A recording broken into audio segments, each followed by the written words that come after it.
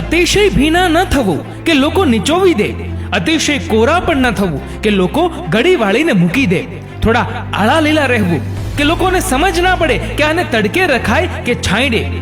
જ્યારે આપણે આપણા સંબંધો માટે સમય નથી કાઢી શકતા, ત્યારે સમય આપણા વચ્ચેથી સંબંધ કાઢી નાખે છે.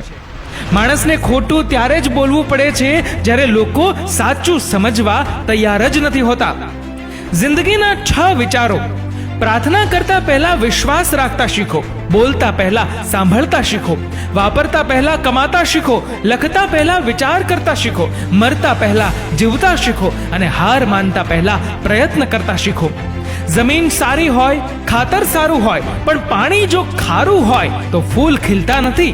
તેમ ભાવ સારા હોય, વિચાર પણ સારા હોય, તેમ છતાં વાણી જો ખરાબ હોય તો સદભાવના ફૂલ ખીલતા નથી.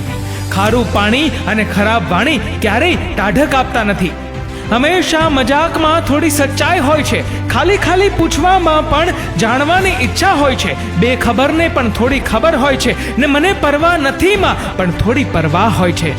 જ્યારે આપણા હાથની આંગળીના નખ મોટા થઈ જાય ત્યારે આપણે નખ કાપીએ છીએ, આંગળી નહીં. તેવી જ રીતે જો સંબંધમાં કડવાશ આવી જાય ત્યારે આપણે કડવાશ દૂર કરવી જોઈએ, સંબંધ નહીં. પોતાની જાતને કોઈ પણ કામમાં વ્યસ્ત રાખો, કારણ કે વ્યસ્ત માણસને દુઃખી થવાનો પણ સમય હોતો નથી. જેની પાસે ઓછું છે તેને કોઈ પણ સુખી કરી શકે છે, પરંતુ જેને ઓછું જ પડે છે તેને તો ઈશ્વર પણ સુખી કરી શકતો નથી.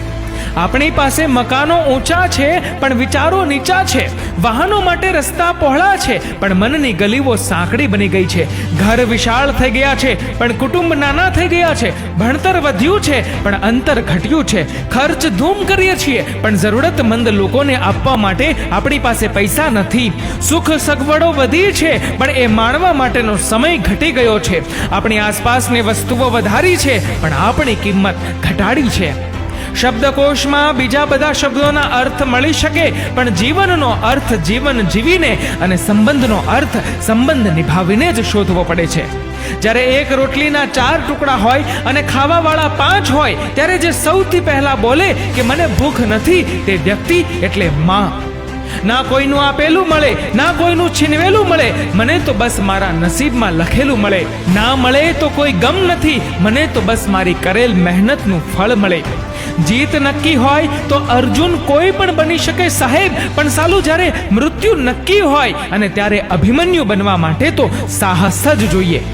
માણસ ભણ્યો કેટલું તે તેના સર્ટિફિકેટ પરથી ખબર પડે છે, પણ સમજણ અને સંસ્કારી કેટલો થયો તે તો ભાઈઓના ભાગ પડે ત્યારે ખબર પડે.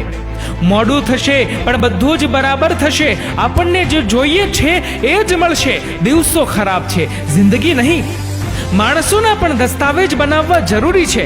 ઘણીવાર માણસ બહારથી આપણો અને અંદરથી બીજાનો નીકળે છે.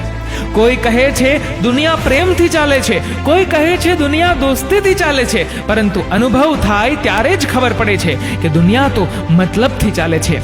રોટલી કમાવવી મોટી વાત નથી, પરિવાર સાથે બેસીને ખાવી એ મોટી વાત છે. બધી આંગળીઓ લંબાઈમાં સમાન નથી હોતી, પણ જ્યારે વળે છે ત્યારે બધી સમાન થઈ જાય છે.